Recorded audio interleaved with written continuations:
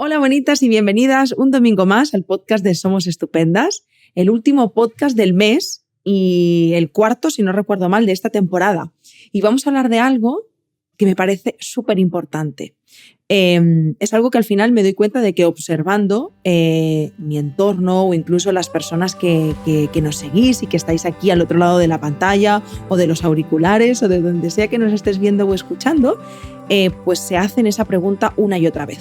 Sobre todo porque yo misma hace unos años me hacía esa pregunta. Y estoy acompañada de una personita muy especial a la cual le tengo un cariño maravilloso. Ella es Isabel. Forma parte del equipo de Somos Estupendas, del equipo de psicólogas, y actualmente pues está haciendo muchas cosas dentro de Somos Estupendas. Hola Isabel, ¿cómo estás, mi amor? Hola, Yaita. Cuando decías muchas cosas decía, madre mía, hay tantas y tantas cosas que además nos morimos por contar y que son súper especiales. Y bueno, de entre todas esas cosas, este ratito también es mágico para yo que sé, llegar también de otra forma. Que nunca había estado aquí y estoy encantada de estar en el podcast también de Somos Estupendas.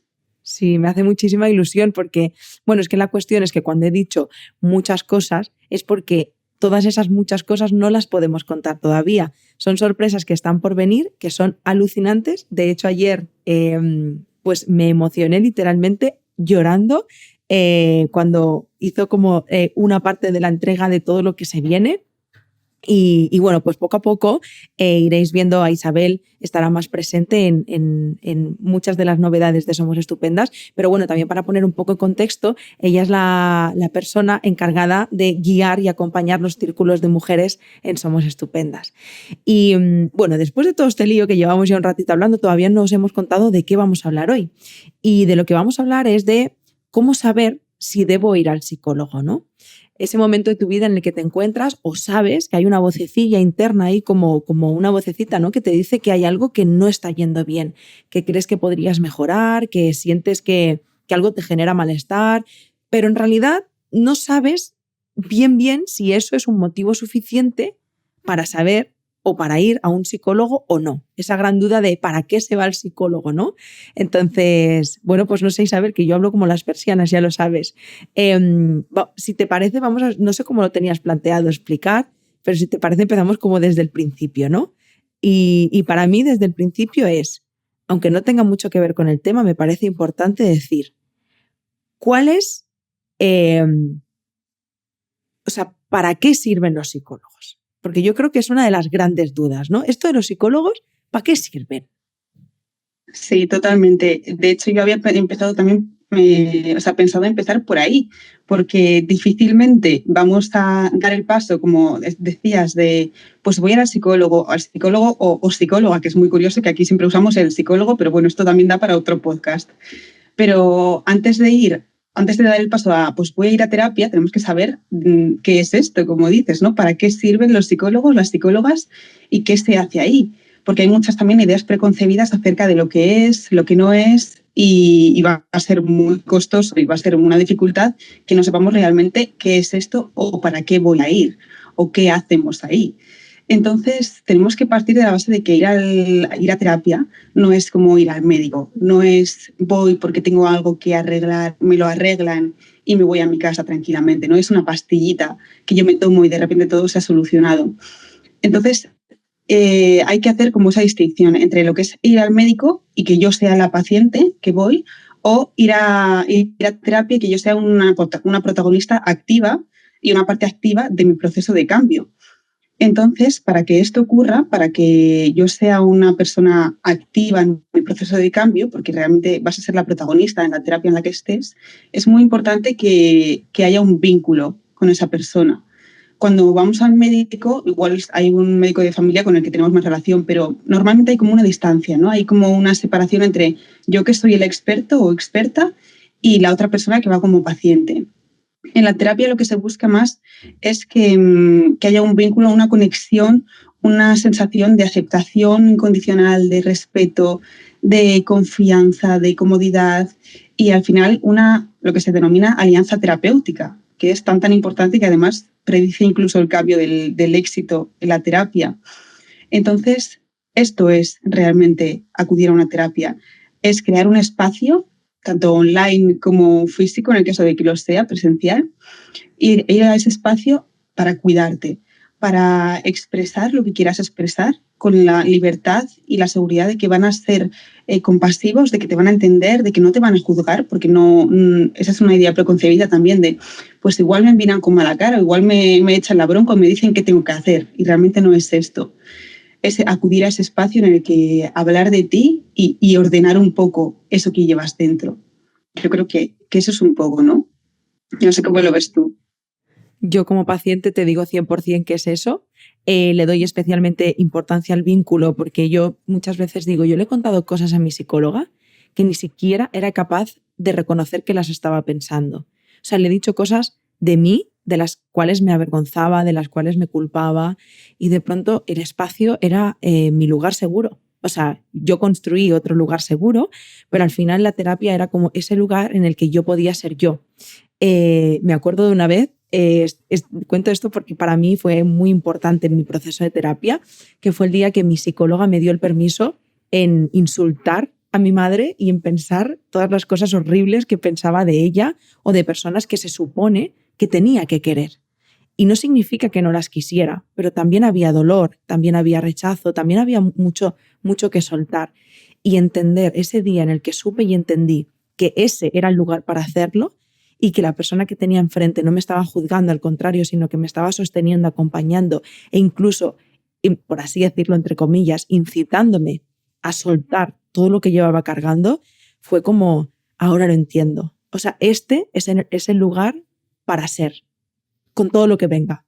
Y fue súper bonito, ¿no? O sea, yo creo que justo todo lo que has descrito es como yo lo siento como paciente. Pero fíjate, Isabel, que aquí me parece, o sea, como que me surgen dudas que a mí me surgían antes de empezar mi proceso, ¿no? Cuando yo pensaba que la psicoterapia era llegar a un diván, que te escucharan, ¿no?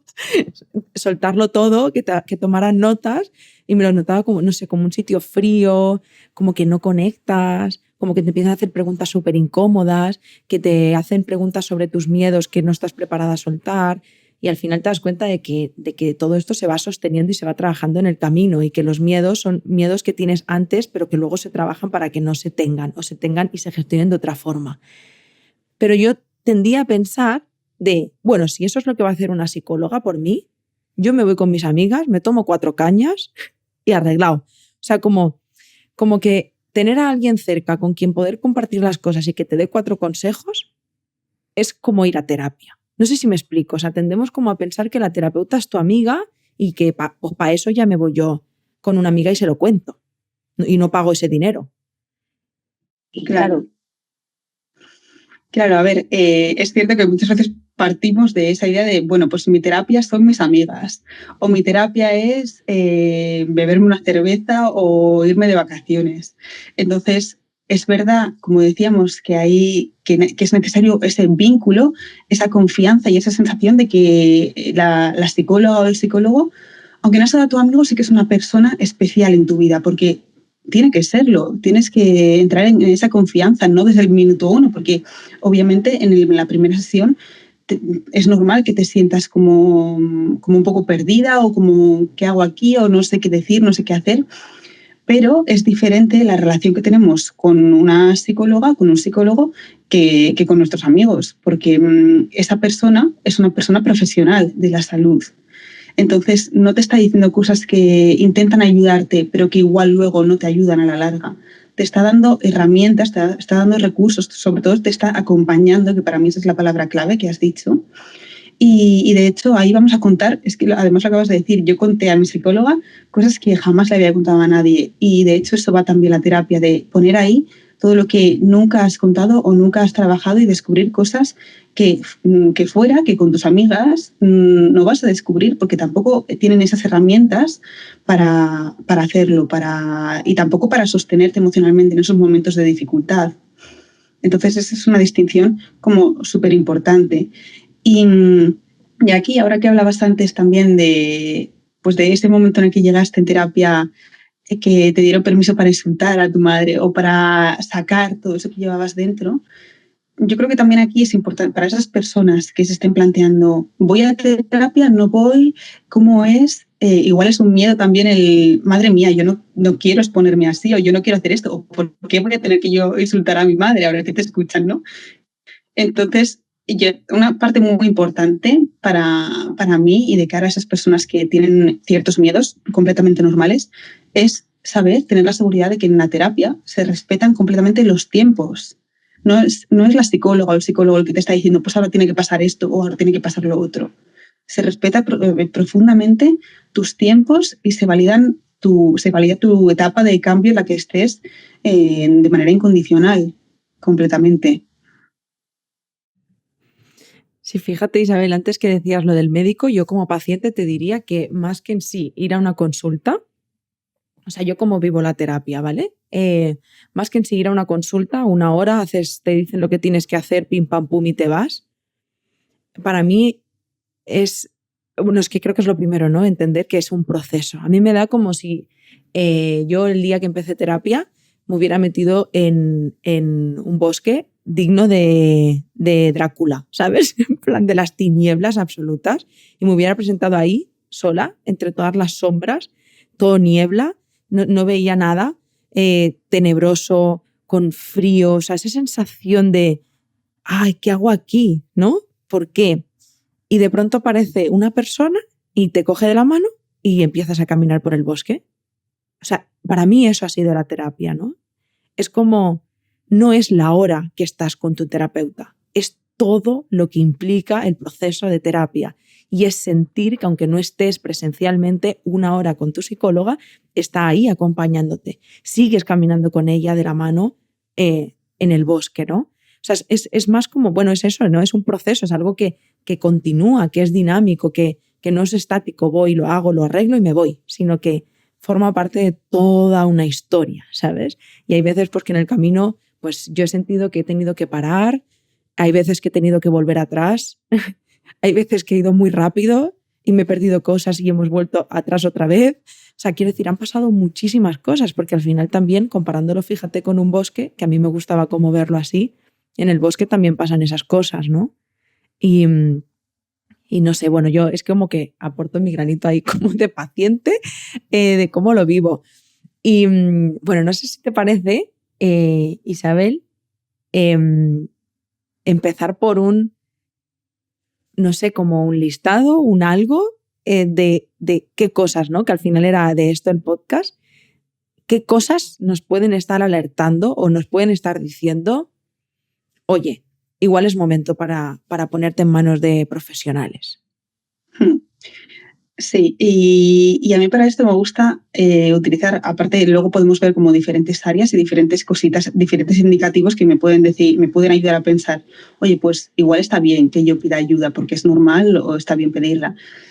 Pero si nos vamos un poco atrás para mirar un poco hacia adentro o al lugar en el que cada uno está, porque al final no hay como unos criterios establecidos en los que sí o sí tengas que ir a terapia o que valgan para todas las personas, no tenemos un manual de instrucciones.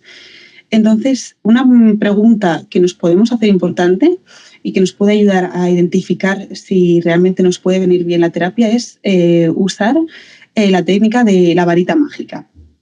A mí me gusta mucho esto de la varita mágica. De hecho, personas que estuvieran en la cena de Navidad dirán, qué pesada con las varitas mágicas.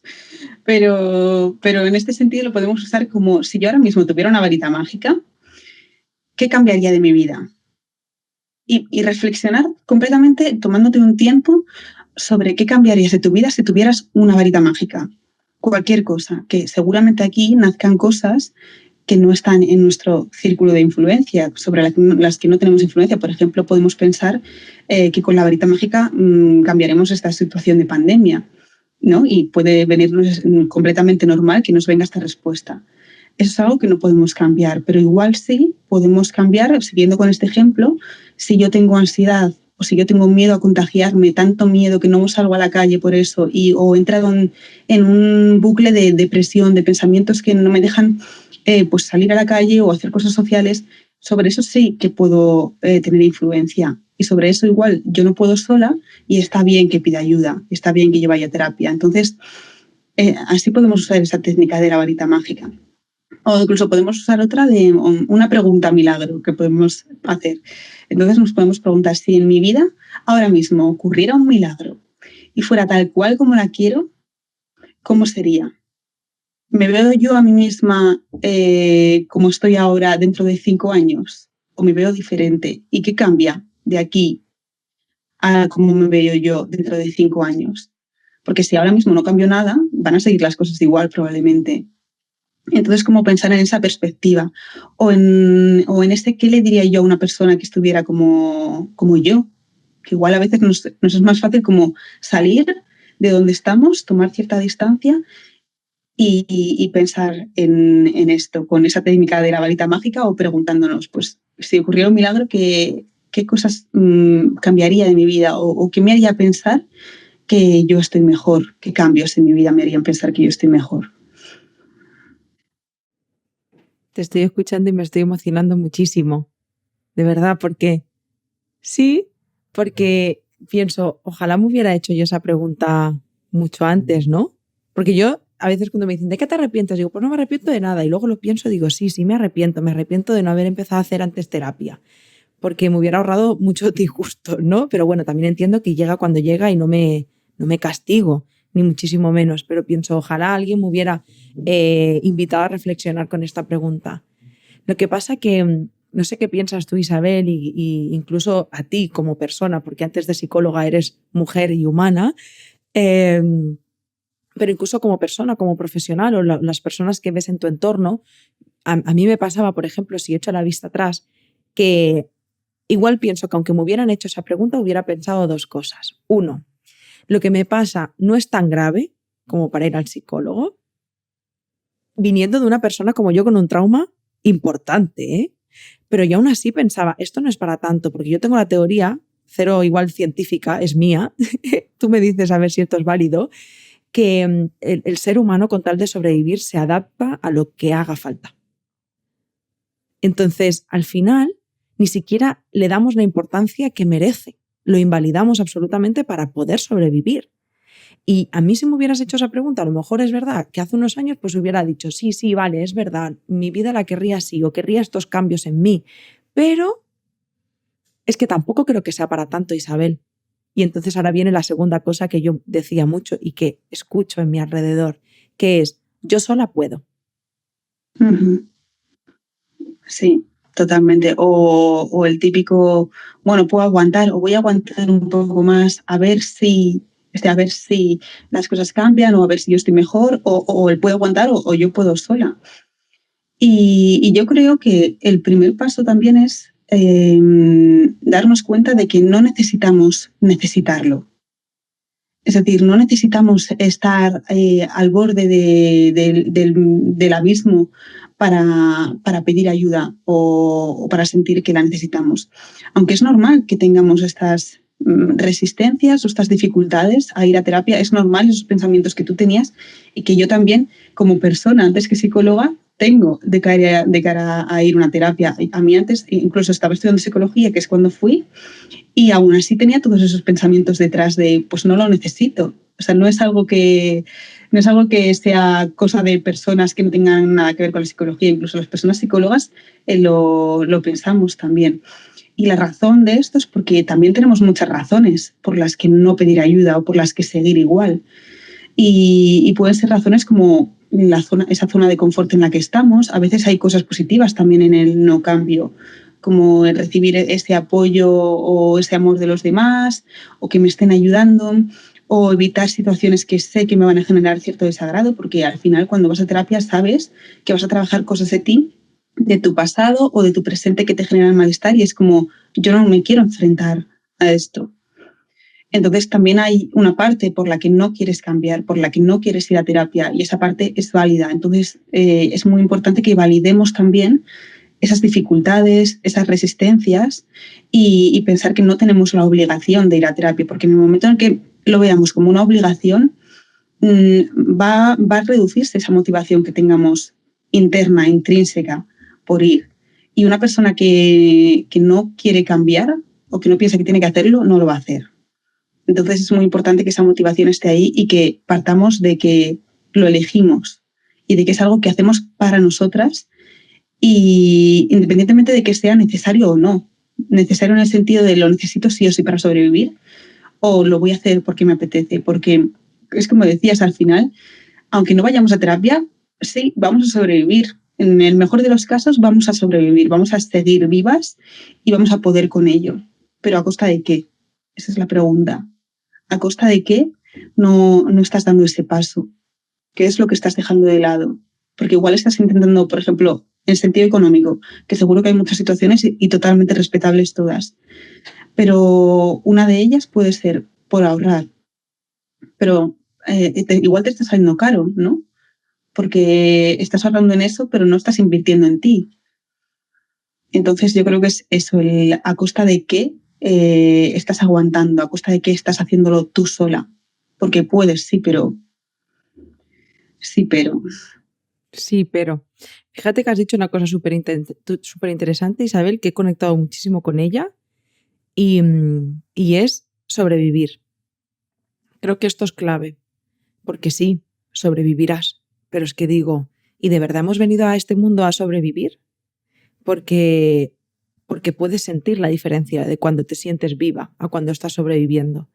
De ahí que antes decía, ¿no? Ojalá hubiera empezado antes la terapia, porque nunca me había sentido tan viva, nunca le había dado este significado a vivir.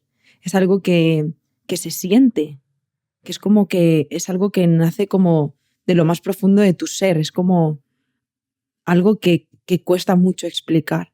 Y ahí es cuando miras hacia atrás y piensas, jo, pues mira, yo me felicito, ¿no? Por todo lo bien que lo he hecho, como he podido, pues he llegado hasta aquí. Supongo que como, y supongo y sé, ¿no? Imagino que como muchas personas. Pero ese precio yo creo que es perderse la vida. Porque yo al menos ahora que sé lo que es vivir, pienso, yo no estaba viviendo, estaba sobreviviendo. Y claro que dentro de esas tinieblas también había muchas luces. Claro, no digo que no, ni muchísimo menos. Pero la claridad y el lugar, el filtro desde el que se ve la vida es completamente diferente. Y ahí es cuando te das cuenta de, jo, qué lástima, ¿sabes? Y qué pena también que no nos lo hayan enseñado esto antes, ¿no? ¿Cuál crees tú como persona y como profesional, de dónde parten todas estas creencias hacia pedir ayuda o hacia ir a una psicóloga?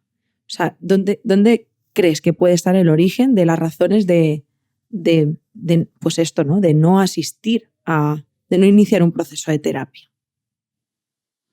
Yo creo que hubo y todavía, por lo tanto, continúa un estigma enorme sobre la salud mental, que es lo que más nos dificulta que lo veamos como algo diferente a ir a un médico cuando me rompo una pierna, por ejemplo, o a ir al fisio cuando me duele la espalda. Entonces, eso lo tenemos súper normalizado, pero la salud mental tiene un estigma encima que la aplasta, es decir, que la eclipsa.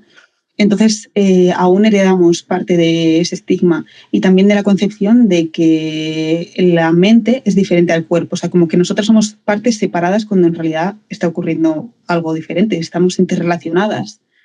Entonces, bueno, como decimos siempre, no hay salud sin salud mental, pero la realidad es que a lo largo de los años se ha creado como esta visión de que la cabeza es una cosa, de que el cuerpo es otra cosa, y no es así. Esta visión es muy dualista, muy reduccionista, pero tal cual como cuidamos esa rodilla, también está bien que cuidemos la salud mental, porque igual la tenemos curada, pero no estamos disfrutando de cómo podemos caminar con ella, por así decirlo, ¿no?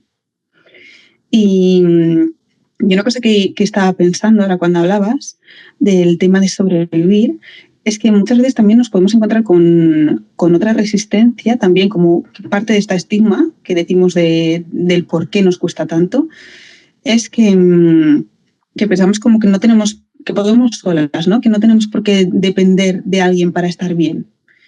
Pero realmente yo creo que coincidirás conmigo en que es irónico porque lo estamos viviendo como depender de alguien, cuando en realidad no se trata de eso la terapia. La terapia se trata de encontrar tus propios medios, de empoderarte, de crearte más autonomía todavía.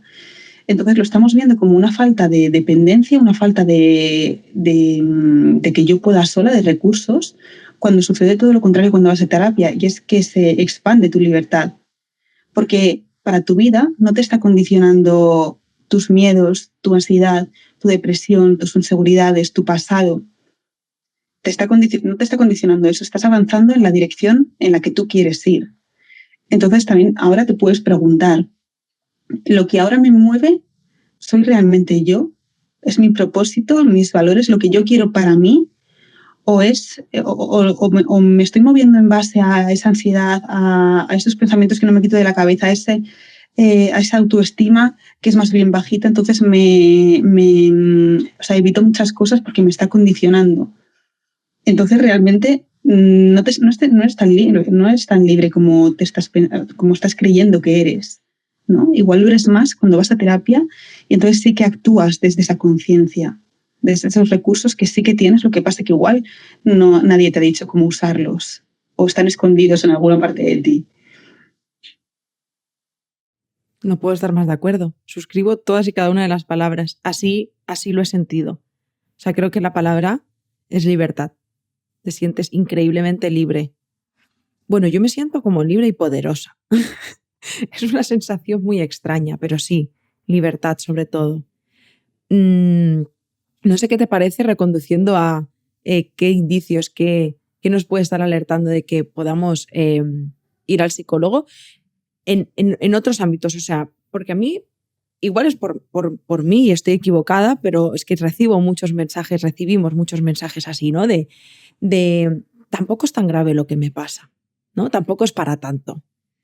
Y luego vemos las cosas que le suceden a los demás como, ¿no? Hostia, pues cuando, por ejemplo, salen las noticias algo relacionado con la violencia de género, por ejemplo, me ha surgido esto, ¿no? Y es como, oh, madre mía, pobrecita, ¿no? La situación. Y de pronto tú estás en una relación igual, pero lo tuyo no para tanto. Pasa también con los traumas, que cuando alguien te cuenta una experiencia traumática, madre mía, ¿no? ¿Qué cosas?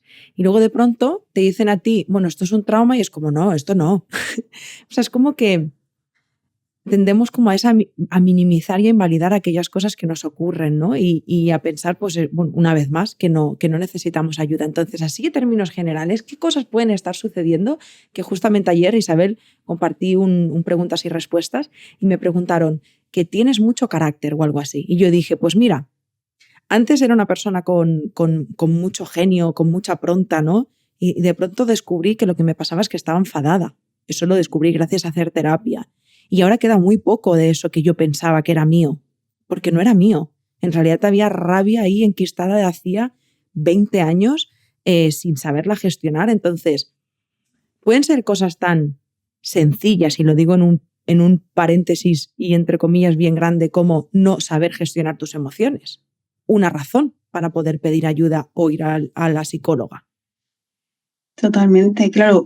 Muchas veces pensamos como que si no tengo depresión, si no tengo ansiedad, si no, yo qué sé, pues estoy en una relación de violencia de género, como decías, que también es muy difícil, ¿no? Aceptar y darnos cuenta. Tenemos como una venda en los ojos muchas veces. Entonces, como que pensamos que si no tenemos un diagnóstico, una etiqueta o una enfermedad o un problema que consideramos grave, no tenemos que ir. Pero volviendo al que no necesitamos necesitarlo, pues hay otros indicadores que nos pueden decir, vale, pues estaría bien que yo fuera y revisara esto. Como eso, el tema de las emociones. Es normal, porque no nos han enseñado tanto como a mí me gustaría, y yo creo que a ti también, a regular nuestras emociones. Entonces, si no gestionamos bien el enfado, por ejemplo, nos pasamos hablando de las cosas porque no nos puede la emoción. No sabemos gestionar tampoco pues, la tristeza, y cuando sentimos tristeza nos venimos completamente abajo, o totalmente lo contrario, no sentimos tristeza, o no sentimos miedo, o no sentimos enfado. Las emociones están ahí para ser sentidas, entonces, y también no para controlarlas, pero sí para regularlas. Cuando hay algún momento en el que no sepas regularlas, en el que hay alguna que no sientas o que te cueste más, eso sería un motivo para pedir ayuda. ¿Por qué no? Porque eso es algo que ya te está condicionando. Y puede haber muchos otros que no tengan por qué ser pues, los que ya conocemos, que sean depresión, estrés, ansiedad, como puede ser algo tan simple, entre comillas, pero tan importante como la autoestima, que yo creo que es, para mí es como una raíz muy importante de nuestra vida. Entonces, cuando tenemos esas inseguridades, pero ya no solo con nuestro cuerpo, sino con nuestro hacer, con el miedo a hacer X cosas, a salir de esa zona de confort, a confiar en nosotras, cuando no tenemos seguridad en nosotras mismas, cuando no nos estamos tratando desde la exigencia, desde el juicio, desde la crítica y no conseguimos salir como de eso, de esos pensamientos que nos limitan, también podemos pedir ayuda. Porque seguramente lo que estemos viendo es como la punta del iceberg. Y es en terapia cuando vas a ver esa parte que hay sumergida y vas a poder trabajarla y no poner una tirita, porque de nada sirve la pastilla si no estás trabajando también la parte que no se ve del iceberg. Y puede haber infinidad más de cosas y yo creo que podemos poner más ejemplos. Por ejemplo, un duelo. Un duelo ya no solo por la muerte de una persona que queremos, familiar o amiga, sino un duelo como una pérdida de, por ejemplo, una ruptura amorosa. Esa persona no, en estos casos no se ha muerto, pero sí que la hemos perdido de nuestra vida. Aunque haya sido de buena forma y de manera acordada, hay una pérdida que integrar. Entonces, ahí puede ser una razón también para buscar ayuda e integrar esa pérdida. O una pérdida perinatal, por ejemplo. Entonces, hay muchísimas razones y a mí no me gusta mucho el tema de los diagnósticos y de los manuales y las etiquetas. Siento que tienen beneficios, ¿no? Pero no me gusta mucho cómo seguir esta etiqueta. Pero uno de los factores comunes de los que hablan siempre estos diagnósticos, estos trastornos, es que lo cumples, que para cumplirlo necesitas cumplir un criterio que este es yo creo que del que nos debemos guiar y es, ¿hay algo que te interfiera de manera significativa en tu vida? Porque si hay algo que te está generando este malestar, este desagrado, esta situación de que interfiere en las diferentes áreas vitales, es decir, revisa todas tus áreas vitales. Y ya no solo que te estén interfiriendo a ti misma, sino igual a otras personas que tienes en tu círculo, a tu alrededor. De eso también nos podemos guiar, de lo que nos dicen otras personas que están en nuestro círculo. De hecho, has dicho esto y a mí me venía a la cabeza también la comunicación, ¿no? Qué importante es aprender a comunicarnos y de pronto, pues para mí podría ser un punto interesante, ¿no? De pedir ayuda para aprender a comunicarnos mejor. Totalmente, sí, sí. Y de hecho comunicar no solo como así pues preferencias o deseos o críticas, lo que sea, sino también nuestras emociones en relación a lo anterior, que nos cuesta mucho comunicarnos desde ahí y esto también es como un núcleo de los problemas relacionales o de pareja, la comunicación, porque no estamos partiendo de cómo yo me siento. Y es que hay, vamos, infinidad de cosas, porque claro, hay muchas cosas que nos pueden interferir en nuestro malestar, pues como es obvio, somos personas, ¿no? Y por ejemplo, en el tema de las relaciones, la sexualidad puede ser otra de las razones por las que pedir ayuda, que además me apetece como exponerlo aquí, porque es todavía que si ya hay un estigma sobre la salud mental, hay todavía más estigma sobre los problemas o dificultades en las relaciones sexuales, cuando es totalmente normal que los haya. Normal o común no quiere decir que esté bien y que haya que aguantarlo. Y es algo como que se vive también desde mucho silencio. Entonces, si hay problemas también en nuestra vida sexual que nos dificultan sentirla y disfrutarla, es otro motivo para pedir ayuda porque puede ser perfectamente trabajada. Y es muy común, no es algo que esté mal en ti, ¿no? Entonces, como partir de esa base, desde revisar todas nuestras áreas vitales y ver qué nos está generando malestar o qué podemos mejorar o revisar en cada una de ellas. Gracias, Isabel. Ahora estaba pensando, última pregunta y para ir cerrando, que tú y yo decíamos, no, media horita está bien. Ya llevamos 35 minutos, amiga? vamos a, que va, ni nosotras, en absoluto. Vamos a retomar hacia atrás y vamos a ir a la primera pregunta que hacíamos al principio, una pregunta que yo creo que invitamos, ¿no?, a que se la hagan y a que hoy que es domingo, pues si está haciendo sol o nieve, donde sea, pero que busques como ese espacio para poderte responder a esa pregunta, ¿no?, que planteaba Isabel al principio. Y ahora las personas que nos estén viendo o escuchando cogen su libreta, reflexionan sobre ello, escriben qué cosas quieren cambiar y se dan cuenta, ¿no? Tienen un mapa muy visual visual y muy claro de que hay algo que podría mejorar. ¿Qué les dices a estas personas que ahora se han dado cuenta, ¿no? De aquí hay cosas que pues no me iría nada mal pedir ayuda, pero que tienen todos sus miedos y que, ¿qué les decimos? Yo creo que es muy importante que en ese momento validen cómo se sienten y validen sus dificultades. Validar quiere decir sentir y pensar y darse ese mensaje de que es normal que les cueste pedir ayuda porque es completamente normal y que no tienen la obligación de hacerlo. Pero que ahora que se han dado cuenta de esta información tan importante, de que hay algo que sí pueden cambiar y de que saben cómo hacerlo, que es en esta situación yendo a terapia, que es como parte de su autocuidado, que es invertir en sí mismos, en sí mismas, y es mejorar, incrementar y florecer a su bienestar, al fin y al cabo. Entonces, es como, no hemos venido aquí a sobrevivir, has venido a vivir con todas las letras y de manera plena, como decías al principio. Entonces, ¿qué puede pasar si te quedas como estás? ¿Y qué puede pasar si vas y pides ayuda? Y reflexionar un poco sobre eso, no desde la obligación, sino desde el qué quiero darme yo ahora que me he dado cuenta de esto. Me encanta. Eres magia, Isabel, ya lo sabes. Yo enamorada de ti. eres mi crush emocional. No, yo de verdad creo que va a servir de gran ayuda, ¿no? Porque, bueno, yo creo que las dos, en algún momento de nuestra vida nos hubiera ayudado a escuchar este podcast. Y a mí también me parece súper interesante que las psicólogas estéis súper presentes, que divulguéis, que comuniquéis, que se os conozca, que conozca la maravillosa profesión que lleváis a cabo y que poco a poco se os deje de ver como, yo qué sé, como analizadoras de, yo qué sé, como algo extraño, ¿sabes? En plan, como robots ahí, no sé. Gracias, Isabel, gracias de corazón. Me ha encantado compartir este ratito contigo.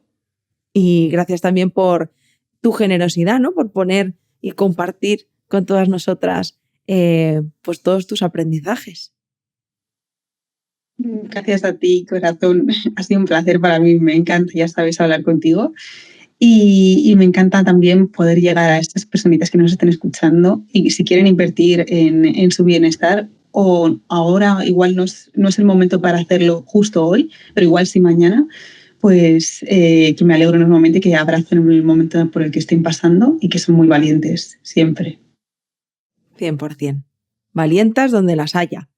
Y nada, pues a vosotras, valientes, gracias por estar aquí un domingo más. A mí me gustaría decir para terminar que yo os mando un abrazo, sea el lugar del camino en el que te encuentres, tanto si te encuentras aún en las sombras tenebrosas del bosque, como si aún no llegaste ahí, como si ya lo has atravesado o lo estás atravesando.